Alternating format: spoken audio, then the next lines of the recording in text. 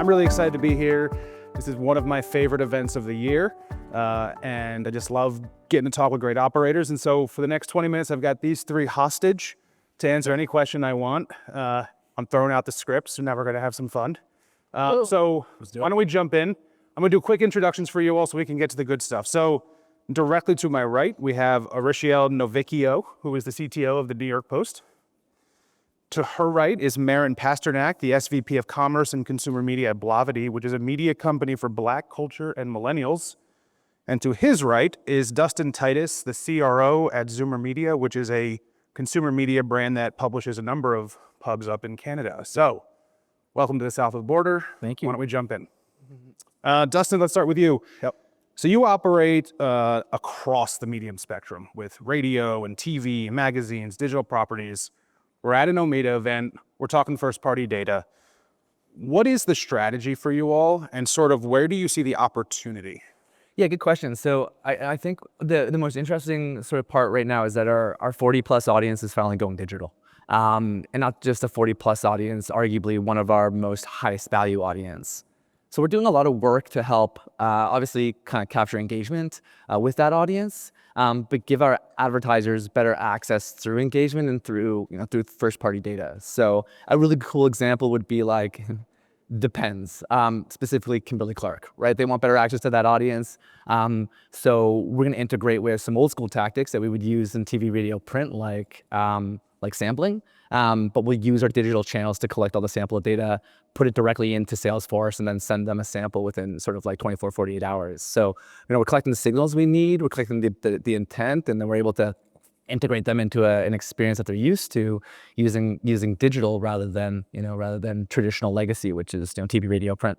And what have been the challenges you've found with these advertisers trying to get them to understand how to use that digital first-party data?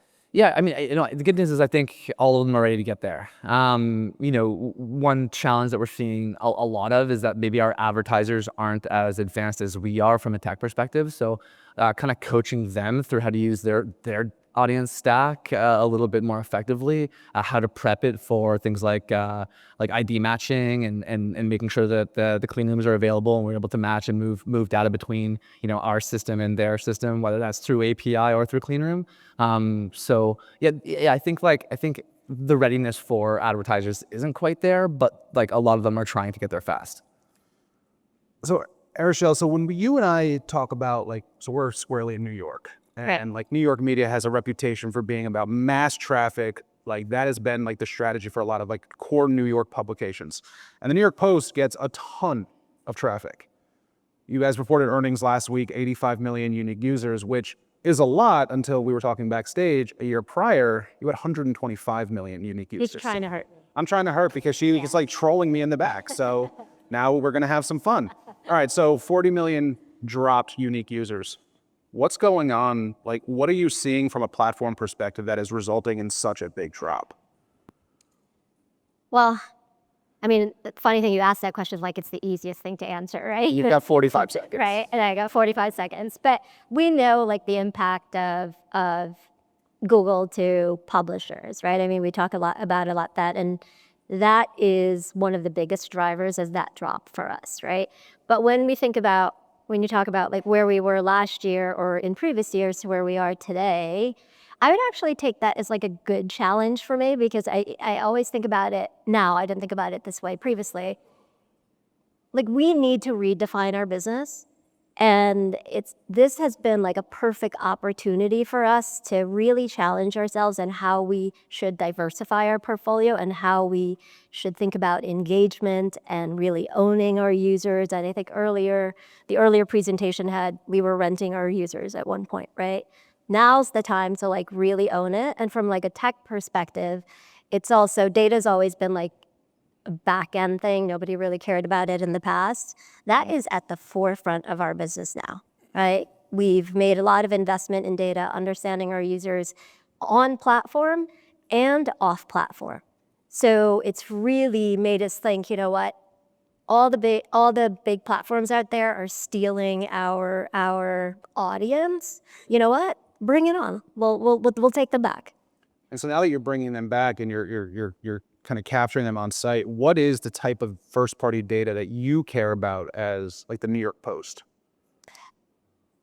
We have a lot. So the last 3 years has been, like I mentioned, really building out the foundation for collecting user data. And most of our users are anonymous users, and we've had really good headway in getting registered users on our site, known users. But I don't really think about the difference of those two anymore. I think about everybody that comes to our site. We have the technology to know who they are and know what they're doing on our platforms and even off platform. And then we're now leveraging that data to really look at the value proposition by audience, by segment of users, and then targeting them with the value proposition that's right for them. So that's kind of where we are. Cool, dig it. All right, Merin, I've left you alone for a little bit. Let's dig into Blavity a little bit. So, excuse me. Sorry about that for the audience. It's okay. I'm nervous. I don't do this very often. So, consumer media brand focused on Black culture. What is the data that you care about when making like operating decisions?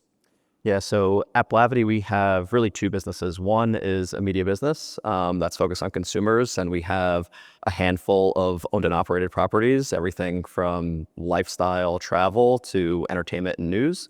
And then on the other side of our business, we have an events business that ranges from small networking events and meetups to 40,000 person Black and tech recruiting events. And so we're really using our media business and the data that we're gathering there to help inform everything from programming at our events, as well as how we're going to go out and acquire both people to swipe their credit card and purchase tickets, as well as the clients that we're going to bring on and have sponsor some of our massive events. So your programming team, when they're figuring out kind of what panels and all that, you're using a lot of that first-party data to inform that. We are. And so we're collecting and really tapping into behavioral information as well as interest-based and also transactional data. And that's really piping into everything from marketing to programming and even kind of where we're going to host and have these events. So I'm going to come back to monetization in a minute, but since Merin, you kind of started leading us into the content side of things, Dustin, how are you all kind of exploring the use of data to inform content decisions? Yeah, that's a good question too. I like the idea of recurring revenue products personally. Watching this traditional sort of publishing model of like insertion order isn't fun, and especially in an environment like this where there's so much uncertainty, it's really hard to forecast my revenue month over month. So if I'm looking at my data and how I support an MMR product, I like the idea of a hosted audience. I like watching what's trending for us from an editorial perspective and then making sure I'm collecting the data points I need to sell that to the advertiser and the buyer.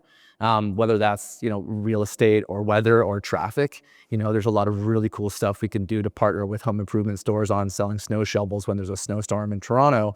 I've got a number of different content streams, and I'm increasing the data points that I have with the contextual data points or signals that I have to support that relationship. And then I can go over there and make sure that Canadian Tire or Home Depot is selling more snow shovels because they've got better access to that contextual targeting. Right. So I'm really into this idea of like, let me build an audience of home improvement enthusiasts to support Home Depot so that they can continually grow that audience. And I can, regardless of what season I'm in, I'm giving them the signals to support their buyers, their in-store buyers. And I'm supporting my buyer with the right signals, with the right IDs so that we can make sure we're hitting the right audience every single time. Does the New York Post editorial team look at that first-party behavioral data to kind of inform the stories they write? Not to inform the stories that we write, but more about looking at the opportunity of like new content areas that we should and that our audience is newly interested in from us. So we're starting to do that. So, we just launched, sorry to cut you off, but we just launched 2 franchises. One is about New York businesses, and we're going to take that nationally because we've seen that a lot of our audience, although they come to us for US news, they actually also come to us for business and continue to go back to our business section for looking for increased output, if you will. And funny enough, when we were looking at that data, we also found that the same people go to US News, go to business, and then look at our pet data. It's a fine line, right? Like editorial integrity is so challenging. Like, I can't inform my editorial team of what to write, right? But I can like hang around the newsroom and be like, all right, we got a snowstorm coming. How do we like collect that data and make sure we've got it? Or like, hey, there's big construction on the Gardner. Let's make sure that the automotive system is going to be able to, so we can support auto. Like, it's kind of hanging out there, making sure you're right there at the right opportunity. Yeah. And so is that a challenge for any of you? Like, we've got all this great data, but like getting the team to actually activate on that data and actually do things with that data. Obviously, you're a CRO, your sales team wants to sell the audience, but getting the rest of the company bought in. Merin, we'll start with you and then we'll take the rest. I mean, I would say my editorial teams are banging down my door asking for data. Where are the opportunities? What's in the archive in the library that we've already created that we should go back and resuscitate if we've killed it? It could be a year ago or more, or even just something we've been thinking about experimenting with. They want to know, and I'm very happy to just give them all the information they want because we have it, we're using it, so why not? Same, and that's same for us. Like, we don't have enough analysts and scientists to support what the business is asking us to do. Sounds like a budget problem. Yeah. So let's go back to monetization now, because it's my favorite topic, because every problem can be fixed by selling something. Last night, Dustin, you and I were talking a little bit about the data room, the white room, or the data room, right? I really like that concept. I thought about it afterwards. Can you really like dig in a little bit about how like you've got all this data, the advertisers have no data, but you can introduce some really good high margin opportunities by using that. So can you dig in a little bit there? Yeah, sure. So what we're talking about is matching two databases and then using the engagement opportunities that I have as a publisher to enrich the data of my advertiser or my buyer.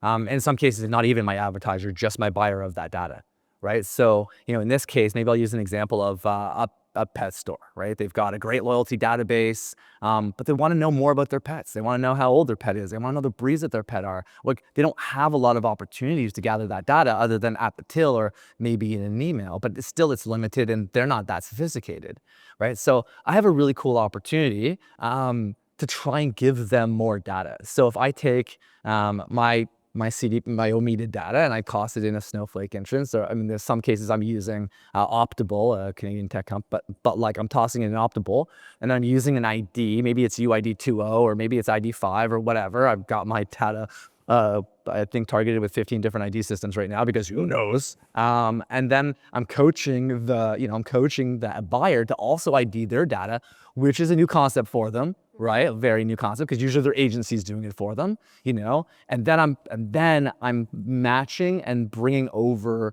specific signals, whether it's a pet's name or whether it's a breed type or whether it's like hey, my pets are into agility or maybe my pets are into walking or maybe they like 2 treats before after their walk. Like, so I can increase the level of data that they have using my audience, and I have opportunities. CredSpark's a great example of being able to pull an audience, in replacements to collect that data and send it over to them. So, can I, as a sales leader, help my marketing team constantly collect more data to support and enrich that buyer relationship, and increase the value of my audience at the same time, because like if I've got some really great data points, and it doesn't take a lot of data points, right? It just takes the right data point. I don't need 100 signals here. I need one really damn good one that these buyers are going to buy that's going to be worth, couple $100K in activation fee for me to kind of get that going and constantly sell to them on an MRR sort of engagement. Merin, I went to the advertise page for Blavity, and you all talk a little bit about activating on your data almost in a programmatic way. Can you talk a little bit about those products? Sure. So, for us, I think we're a little bit targeted, right? So people who are coming to us know who our audience is, what they look like. And so in that sense, we are not just general.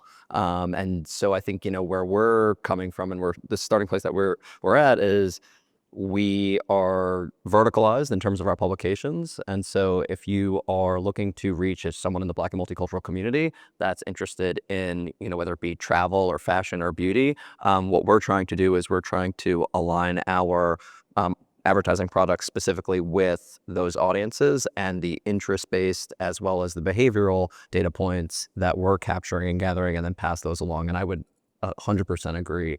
More data is not necessarily where we're going, because it doesn't translate. The media buyers, both on the agency side and on the client side, they don't really care. They're interested in maybe a handful of things, and then that's what we're putting in front of them in a very simplified way. And that, I think, is actually getting us to signature much faster than just presenting a boatload of opportunities. I mean, I was chatting with Nestle the other day, right? Nestle's got first, last, email, and postal code in Canada, maybe zip code in the US, right? And they're like, the only data point I really care about is like understanding what product interests my audience has on your properties, right? So like, are you dog food? Are you water? Are you coffee? Are you, and like, that's the only data point they need, because then they can contextually target properly, So just to go down that direction, I mean, we had Mars as a big sponsor at one of our, main events. And so I think, it was an extension of a digital campaign that we were running with them. And it was kind of a no-brainer after seeing the performance. They were like, okay, like, we know that you can, deliver on this cohort. Let's see them show up in person. And it was, moving people from, one touch point to the next. And that's cool. We're still going strong. that was sweet. Ariscielle, so with the post, and I'm not saying this to hurt you, 40 million fewer users, right? But it's okay, because you're going to have a higher quality audience. You're going to know more about your audience and all that. But it's still 40 million fewer people. Sure. Does the monetization strategy change at the New York Post as the audience might get smaller but become higher quality? Like, how is the leadership team thinking about making money going forward? You're still making good money. I mean, your revenue was still up year over year. Yeah, we're still making good money, and the Post traditionally has been known to lose money, but in the last 5 years, while we were getting hit with reduction in traffic, we've continued to make more and more money year over year. The way we think about monetization, like traditionally we have programmatic, we have PMP, and then we have direct sales, right? We're highly programmatic in our business. We never used to think about building out our data pipeline to support those businesses, but that's very much like, just like Dustin said, every sale from programmatic, sending programmatic signals to the bid stream, like, we have a huge foundation on that. Creating audiences and like interest-based audiences and product-based audiences for PMP, fairly new thing for us, but we've put more support and more resources to make that happen. And we're seeing we're seeing that business grow. We have a couple more things. Then we have direct sales. We're seeing the increased interest in direct sales, because we're now able to sell via like large audience and intent-based data. Plus we're now growing into events, into franchises, subscriptions. All of that is powered by data. But it used to be traditionally we had those first three things I mentioned. Now we might have we have a growing commerce business, but it's all powered by data. It's like 20 different ways now that we're making money. So we've got about 45 seconds before Ben comes on stage and tackles me. So in 15 seconds, you each get to tell me the one mistake that you could make when embarking on a first-party data strategy as a consumer company. Dustin, you're first. You don't know how you're going to sell it first. Okay. I was going to say, not setting up your goals in advance. I was actually going to say overthinking it. We thought about it so much the year one, and then we were like, you know what, let's just do something. And I was going to say not doing it at all. So with that, Dustin, that's your last name, Titus, and Ariscielle and Merin, thank you so much. Let's get off stage. Thank you.